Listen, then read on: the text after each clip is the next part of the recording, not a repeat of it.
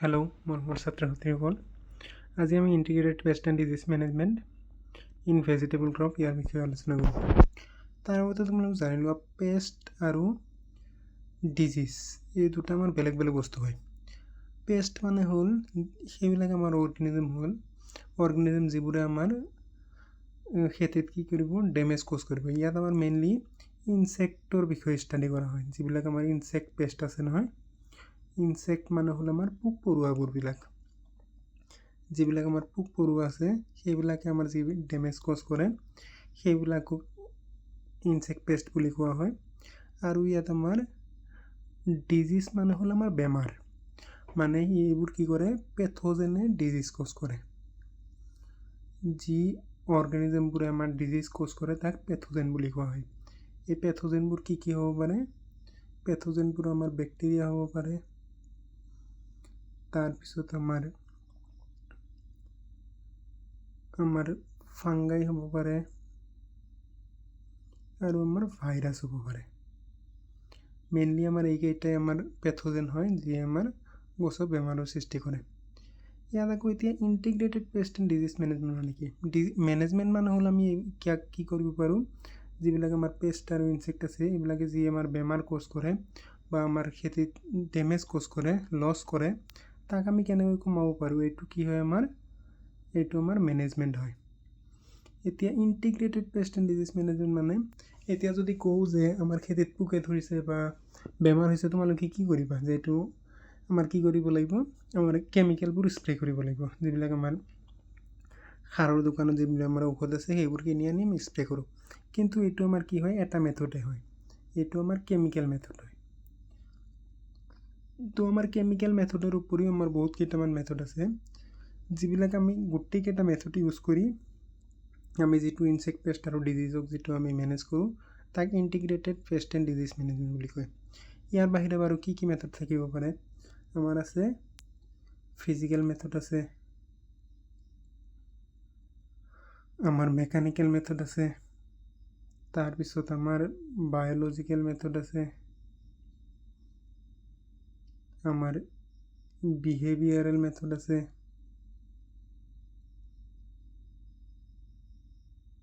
এই গোটেইকেইটা মেথডনো আমাৰ কি হয়, তাৰপিছত আমাৰ কেমিকেলটো মেথড আছে। আমাৰ এই গোটেইকেইটা মেথডনো কি হয় ইয়াৰ বিষয়ে আমি আলোচনা কৰিম, আৰু এই মেথডবোৰ ইউজ কৰি আমি কেনেকৈ আমাৰ খেতিক বেমাৰ আৰু পোকৰ পৰা বচাব পাৰোঁ তাকে আমাৰ ষ্টাডি কৰা হয়। ইয়াত আমাৰ ইন্ট্ৰডাকশ্যনত কি দিয়া আছে, যিবিলাক আমাৰ চলেনিচিয়াছ ভেজিটেবল হয়। চলেনিচিয়াছ ভেজিটেবল কি হয়? আমাৰ যিবোৰ আমাৰ টমেটো, পটেটো, চিল্লি, এইবোৰ আমাৰ কি হয়, ব্ৰিঞ্জল। চিল্লি মানে হ'ল জলকীয়া, টমেটো মানেতো টমেটো গম পোৱা, পটেটো মানে হ'ল আলু, আৰু ব্ৰিঞ্জল মানে হ'ল বেঙেনা। এইবিলাক আমাৰ চলেনিচিয়াছ ক্ৰপ হয়। তো এইবোৰ ক্ৰপ কি হয়, মোৰ ছাচেপ্টেবল টু ভেৰিয়াছ ইনচেক্ট। কি ইনচেক্ট হয়? যেনেকৈ আমাৰ নেমাটোডছ আছে, মাইটছ আছে, এইবোৰ ইনচেক্টৰ প্ৰতি ছাচেপ্টেবল হয়। ছাচেপ্টেবল মানে এইবিলাক ক্ৰপে কি কৰে, বেমাৰক বাধা দিব নোৱাৰে। তো এই বেমাৰবোৰ সহজতে মানে এই আমাৰ চলেনিচিয়াছ ক্ৰপবোৰত এই বেমাৰবোৰ হৈ যায়, মানে এই পোকে ধৰে। তো ইণ্ডিয়াত কি হয়, আমাৰ যিবোৰ আমাৰ হেৰি আছে ভেজিটেবলৰ 50% পৰা 80% লছ কিহৰ কাৰণে হয়? যিবিলাক আমাৰ বেমাৰৰ কাৰণে হয়। বহুত ধৰণৰ বেমাৰ লাগি থাকে নহয় গছত, এই বেমাৰৰ কাৰণে আমাৰ 50% পৰা 80% উৎপাদন আমাৰ নষ্ট হৈ যায়। তাৰপিছত ইয়াত কি কৈছে, the crop loss caused by diseases such as early blight. early blight মানে এটা আমাৰ কি হয়, বেমাৰৰ নাম হয়। ব্ৰিঞ্জলৰ মানে বেঙেনাৰ এটা বেমাৰৰ নাম হ'ল আৰ্লি ব্লাইট। ইয়ে কি কৰে, 78% লছ কৰিব পাৰে। তাৰপিছত আমাৰ আৰু এটা বেমাৰ হৈছে যিটো আমাৰ উইল্ট হয়। উইল্টে কিমান কৰিব পাৰে, 10% পৰা 60% লছ কৰিব পাৰে। তাৰপিছত আমাৰ বেগমো ভাইৰাছ, এইটো আমাৰ এটা ভাইৰাছ হয়, ই 100% মানে গোটেইখিনি ফচলে আমাৰ লছ কৰিব পাৰে। ফমপচিছ ব্লাইটে কিমান কৰিব পাৰে, 30ৰ পৰা 50% লছ কৰিব পাৰে। তাৰপিছত চিলি এন্থ্ৰাকনোজ মানে জলকীয়াৰ এইটো এটা বেমাৰ হয় এন্থ্ৰাকনোজ, ইয়ে কি কৰিব পাৰে আমাৰ 30ৰ পৰা 80% লছ কৰিব পাৰে। তো এইবোৰক কি কৰা হয়, যিবিলাক আমাৰ ফাংগিচাইড আৰু ইনচেক্টিচাইড। ফাংগিচাইড মানে যিবোৰ কেমিকেল ইউজ কৰি আমি ফাংগায়ক কিল কৰোঁ তাক ফাংগিচাইড বুলি কয়, আৰু যিবিলাক কেমিকেল ইউজ কৰি আমি ইনচেক্টক কিল কৰোঁ বা আমি ইনচেক্টক মাৰি পেলাওঁ তাক ইনচেক্টিচাইড বুলি কয়। তো ইয়াত কি কৈছে, use of fungicide and insecticide in vegetable to control diseases and insect pest increasing because of intensive practices and expanding cultivation into new areas and season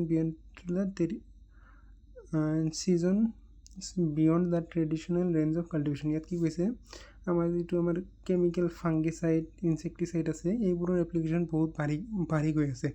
কিয় বাঢ়ি গৈ আছে, কাৰণ আমি ইণ্টেনচিভ এগ্ৰিকালচাৰ কৰি আছোঁ, ইণ্টেনচিভ ফাৰ্মিং কৰি আছোঁ। এতিয়া ইণ্টেনচিভ ফাৰ্মিং মানে কি হয়, য'ত আমি আমাৰ যিখিনি লেণ্ড আছে, ধৰি লোৱা আমি যদি তাত এটা নিৰ্দিষ্ট পৰিমাণৰ উৎপাদন পাইছিলোঁ, এতিয়া আমি কি কৰিছোঁ তাতকৈ বেছি উৎপাদন পাইছোঁ, মানে আমি বেছি ঘনকৈ লগাইছোঁ। আৰু আমি কি কৰিছোঁ, যদি আমি বছৰত এবাৰ ফচল কৰিছোঁ এতিয়া আমি 2-3 বাৰ কৰোঁ, তো সেইটোক ইণ্টেনচিভ ফাৰ্মিং বুলি কয়। আৰু এক্সপাণ্ডিং মানে আমি এতিয়া নতুন কিছু আমাৰ ক্ৰপলৈ বাঢ়ি গৈ আছোঁ, যিবিলাক আমাৰ আগতে খেতি কৰা নাছিল। তোমালোকে এতিয়া চাব পাৰা যে ড্ৰেগন ফ্ৰুট এইবোৰ আমাৰ আগতে আমাৰ এই অসমত কৰা নাছিলে, কিন্তু এতিয়া নতুন ক্ৰপ আমাৰ ইণ্ট্ৰডিউচ কৰি আছে, মানে নতুন আমাৰ ক্ৰপ কাল্টিভেশ্যন কৰিবলৈ আৰম্ভ কৰিছে। সেইকাৰণে কি হৈছে, আমাৰ যিবিলাক আমাৰ কেমিকেল ইনচেক্টিচাইড পেষ্টিচাইড এইবিলাকৰ ইউজ বাঢ়ি গৈছে। তাৰপিছত আছে আমাৰ যিবিলাক আমাৰ pesticides are synthetic compound are hazardous to environment also' non target animal.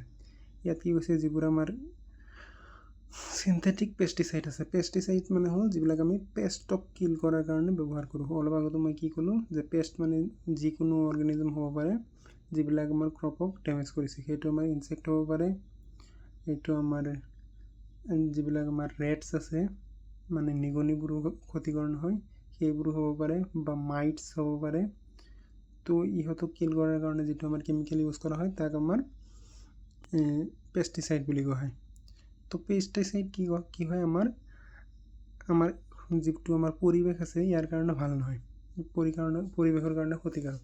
আৰু কি কৈছে যে নন টাৰ্গেট ইনচেক্টৰ কাৰণেও ক্ষতিকাৰক, যিবিলাক আমাৰ কিছুমান আছে আমাৰ বেনিফিচিয়েল ইনচেক্ট, ধৰি লোৱা আমাৰ মৌমাখি, যিটোক আমাৰ কি বুলি কয় হানিবি বুলি কয়।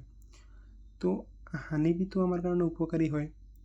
তো যদি আমি পেষ্টিচাইড আমি এপ্লাই কৰোঁ, তো সিহঁতে মানে বাছি নাচায় যে কোনটো আমাৰ বেনিফিচিয়েল হয় কোনটো আমাৰ হাৰ্মফুল হয়, তো গোটেইখিনিকে কিল কৰিব। সেইকাৰণে আমাৰ পেষ্টিচাইড ইউজটো কৰাটো ভাল নহয়।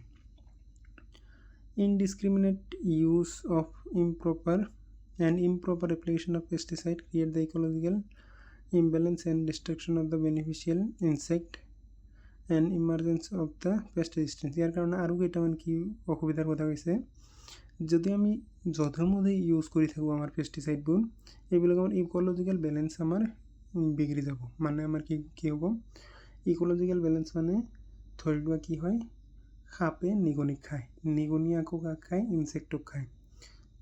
তো তেনেকৈ ইনচেক্টে আকৌ কি খায়, ঘাঁহ খায় বা আমাৰ ক্ৰপবোৰ খায়। তো ধৰি লোৱা আমি যদি গোটেইখিনি ইনচেক্টকে আমি কিল কৰি দিওঁ পেষ্টিচাইড ইউজ কৰি, তেনেহ'লেতো আমাৰ ভেকুলীও নাথাকিব, কাৰণ ভেকুলী কি খাই জীয়াই থাকিব। ভেকুলী যদি নাথাকে সাপো আমাৰ নাথাকিব। তো মই জাষ্ট এইটো এটা আমাৰ এক্সাম্পল দিছোঁ যে তেনেকৈ আমাৰ ইক'লজিকেল বেলেঞ্চটো আমাৰ বেয়া হ'ব পাৰে। তো সেইকাৰণে আমাৰ ইনচেক্টৰো দৰকাৰ আছে, কিন্তু আমাৰ যিটো ইনচেক্টে আমাৰ হাৰ্ম কৰি আছে বা যিটো ইনচেক্টে আমাৰ ক্ষতি কৰি আছে খেতিত, সেইটো ইনচেক্টকে আমি টাৰ্গেটলি মানে মাৰিব লাগে, তেতিয়াহে আমাৰ কি হ'ব, লছটো কম হ'ব, নহ'লে আমাৰ ইক'লজিকেল বেলেঞ্চ হেৰি হৈ যাব। কিন্তু ধৰি লোৱা যে মই এটা জাষ্ট এক্সাম্পলহে দিছোঁ, ভেকুলী আৰু সাপ, এনেকুৱা ধৰণৰ আমাৰ কিছুমান অৰ্গেনিজম আছে যিবোৰ আমাৰ কাৰণে বহুত দৰকাৰী। তো সেইবোৰো কি হ'ব, মানে আমাৰ হয়তো সিহঁতে খাদ্য নাপাই মৰি যাব। তো সেইটো আমি হ'ব দিব নোৱাৰোঁ, কাৰণ সকলো বস্তুৰে আমাৰ কিবা না কিবা এটা আমাৰ উপকাৰিতা আছে। তো সেইকাৰণে আমি ইক'লজিকেল বেলেঞ্চ যিটো আছে এইটো আমি হেৰি কৰিব নোৱাৰোঁ। তাৰপিছত কি কৈছে ডেষ্ট্ৰাকশ্যন অফ বেনিফিচিয়েল ইনচেক্ট মানে মই ক'লোঁ নহয় যিবিলাক আমাৰ উপকাৰিতা ইনচেক্ট হয় যেনে হানিবি আছে চিল্কৱৰ্ম আছে যিটো আমাৰ হেৰি হয় মুগা চিল্কৱৰ্ম চিল্কৱৰ্ম মানে পলু যিবোৰ আছে সেইবোৰো আমাৰ বেনিফিচিয়েল ইনচেক্ট হয় আৰু কি কৰিব পেষ্টে কি কৰিব ৰেজিষ্টেঞ্চ ডেভেলপ কৰিব সিহঁতে মানে ধৰি লোৱা যদি যিকোনো এটা এমাউণ্টৰ ড'জ আমি যদি এপ্লাই কৰিছিলোঁ ইনচেক্টিচাইড কিল কৰাৰ কাৰণে তো তেতিয়া আৰু সেই ড'জত আৰু মৰি নাযায় ইয়াত আমাৰ কি কৰিব আৰু বেছি ড'জ দিব লাগিব বা এই কেমিকেলৰ দ্বাৰা কি হ'ব আৰু মৰি নাযায় ইনচেক্টবোৰ যেনেকৈ তোমালোকে গম পাইছা তুমি যদি তোমাৰ মা দেউতা বা কাৰোবাক হয়তো দেখা পাইছা যদি কিবা মানে টেবলেট খাই আছিল কিবা বেমাৰৰ কাৰণে জ্বৰৰ কাৰণে মাথা বিষৰ কাৰণে কিবা পেটৰ বিষৰ কাৰণে যদি একে মানে টেবলেট খাই আছে সিহঁতে কি কৰিব সেইটো ড'জত আৰু কাম নকৰে তো সিহঁতে কি কৰিব আৰু বেছি পাৱাৰী টেবলেটবোৰ খাব লাগে ঠিক তেনেকৈ মানে কি হয় আমাৰ ৰেজিষ্টেঞ্চ ডেভেলপ হয় তাৰপিছত কি কৈছে আমাৰ increasing use of pesticide is a major factor for rising cases of pesticide residue in vegetable কি হ'ব আমি যদি পেষ্টিচাইডবোৰ এপ্লাই কৰিয়ে গৈ থাকোঁ এইবোৰৰ কি হ'ব পেষ্টিচাইডৰ ৰেজিডিউবোৰ আমাৰ ক্ৰপত থাকি যাব যেতিয়া সেইবোৰ আমি আকৌ কনজিউম কৰিম সেইবোৰ কি হ'ব আমাৰ বডিত গুচি যাব তো যেতিয়া আমাৰ এইটো শৰীৰত গুচি যাব সেইটো কি হ'ব আমাৰ স্বাস্থ্যৰ কাৰণে ক্ষতিকাৰক হ'ব তো সেইকাৰণে আমি কি কৰিব নোৱাৰোঁ যধমতে আমি পেষ্টিচাইডবোৰ এপ্লাই কৰিব নোৱাৰোঁ সেইকাৰণে কি হয় আমাৰ in the past single approach to control the pest and disease was in practice which is neither economical nor safe মানে কি হয় আমাৰ যিটো আমি কেমিকেলে মাত্ৰ ইউজ কৰি গৈ আছিলোঁ সেইটো আমাৰ কাৰণে কি হয় ইকনমিকেলো নহয় আৰু ছেফো নহয় ইকনমিকেল মানে যিটো আমি কম পইচাতে যদি আমাৰ কামটো হৈ যায় যিমান কমকৈ পইচা আমাৰ খৰচ হয় সেইটো আমাৰ বেছি আমাৰ ইকনমিকেল হয় তো আমাৰ পইচাও বেছিকৈ ব্যয় হ'ব মানে খৰচ হ'ব আৰু আমাৰ কি হ'ব আমাৰ কাৰণে এইখিনি ক্ষতিও হৈ যাব সেইকাৰণে কি কৰিব লাগে ইণ্টিগ্ৰেটেড এপ্ৰ'চ ইউজ কৰিব লাগে ইণ্টিগ্ৰেটেড এপ্ৰ'চ কি হয় ইয়াত তোমালোকে পাবা